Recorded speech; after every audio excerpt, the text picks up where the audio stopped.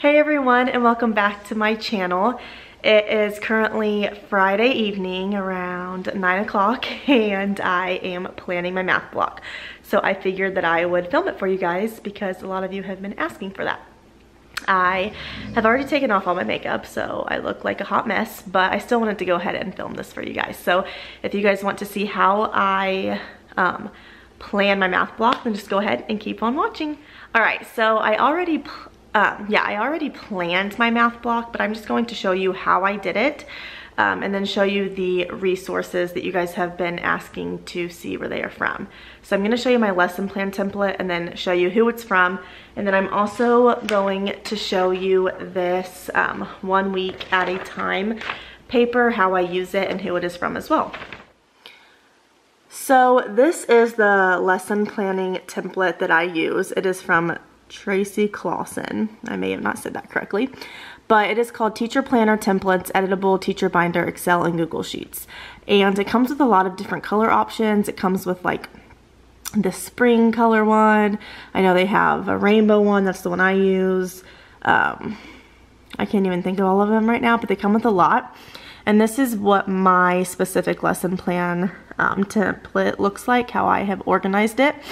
The reason I love this lesson plan template so much is because you can edit the boxes however you want them to be. So for instance, my math and my language arts boxes are obviously going to be bigger than my specials boxes because I need to put more in those boxes. That's kind of why I loved this specific lesson plan template, because it is seriously so editable. You can honestly do whatever you want with it. So that is why I loved this one, and I finally found a lesson plan template that I am in love with. It has my standards on the side. You could also put objectives if you want. I do not. I just put my standards, but I'm in love with it. So I wanted to share where that was from. And then my 1 week at a time paper. So I'm going to show you how I use this. Basically, it says to do, to copy, emails, and to prep. And while I'm planning, when I come around a copy I know I need to make, I will go ahead and write it in the copy section. So for instance, I know I need to make copies of my multiplication test, my Math Masters page, and then my Unlock the New Year activity I'm doing with my students. I know I need to prep for Flex Friday, and I don't have any emails or to do yet because all I have planned so far is math. So the 1 week at a time is actually a freebie on Teachers Pay Teachers, and a lot of you have asked where I got this as well, and it is from Create, Teach, and Share. So I really love this. It keeps me organized, it keeps me on track, and it just helps, like I said, when I'm planning a lot. So I got it from here. All right, so when planning math, the essentials, I guess, that I need is my laptop, obviously, which I just showed you, my 1 week at a time paper, which I showed you, my ever so loved Sharpies. I'm seriously obsessed with Sharpies. It's what I use to write and grade and do everything with. So I always have a handful of Sharpies on hand with me. And then obviously my Basil book, which we use everyday math. So to be honest, planning math is probably the easiest thing to plan, in my opinion. And that is because everyday math has everything written out for you, exactly what you should say, the page numbers they should turn to, how they want you to teach it, everything. So I'm gonna go back to 5-9, which is my lesson for Monday.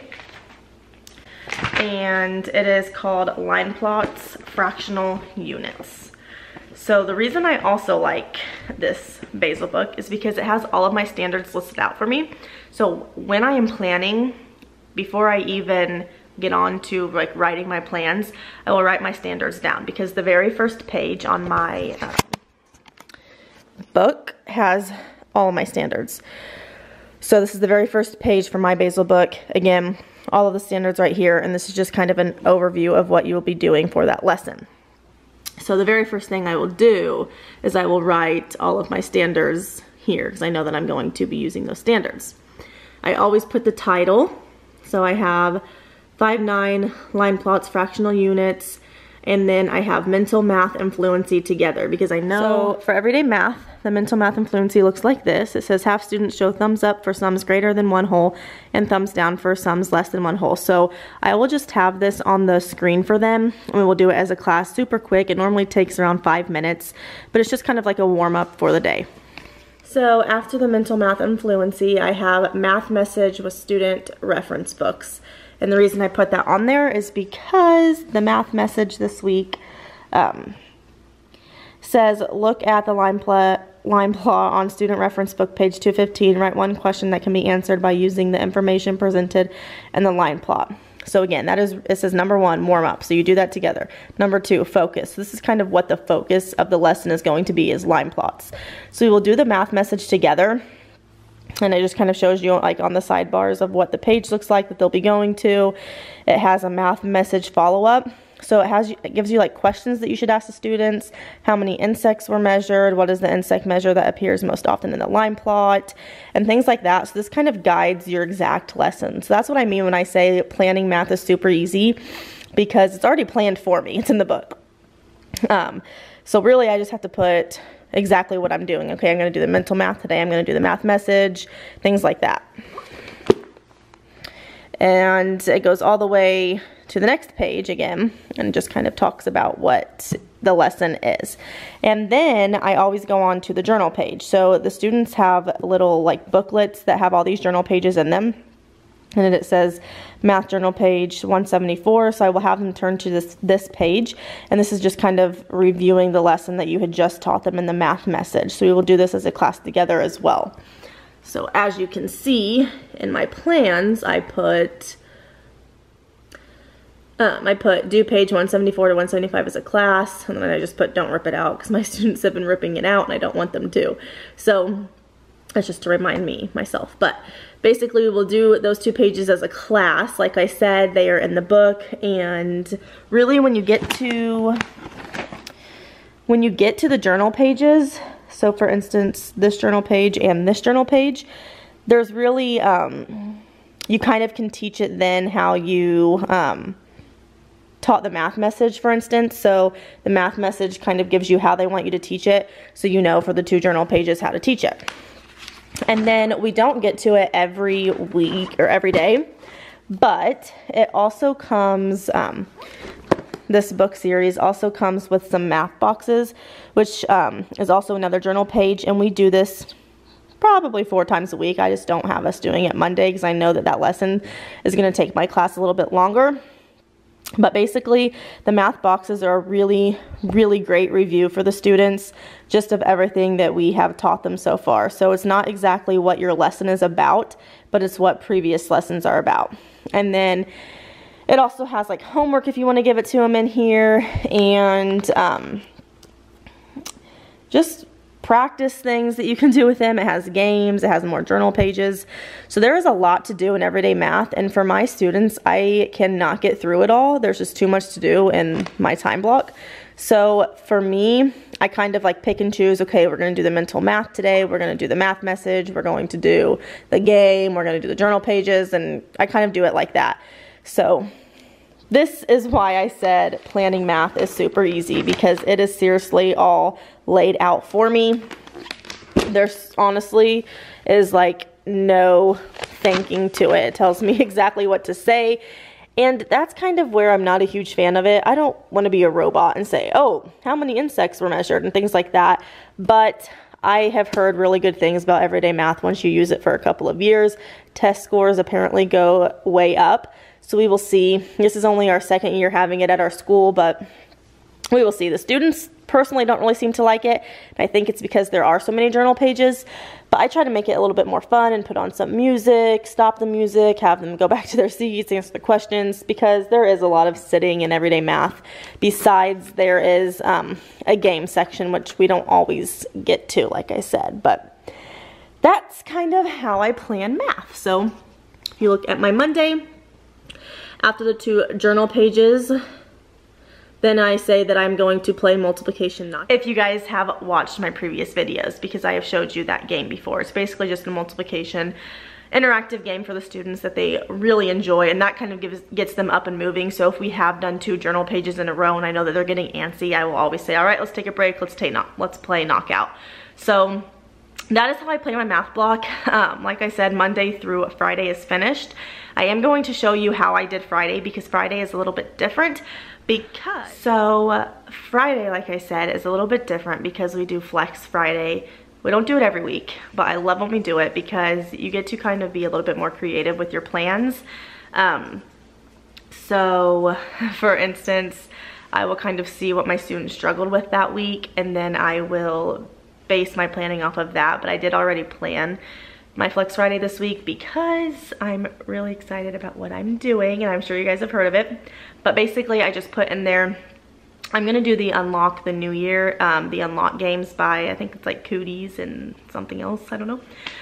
But I'm gonna show you what it looks like in just a second. But for my plans, I literally just put Unlock the New Year with 7 different challenges, and then if they finish early, what they're expected to do. So Monday through Thursday is just based off of my everyday math book, which I just showed you guys. Super simple, really easy to plan. Takes me about 30 minutes, honestly, to do Monday through Friday when I'm planning math. Now language arts, on the other hand, takes a little bit longer. So if you guys want to see how I plan my language arts block, let me know and I would do that for you guys as well. But I am just going to be showing you how I plan my math block because I don't want this video to be super, super long.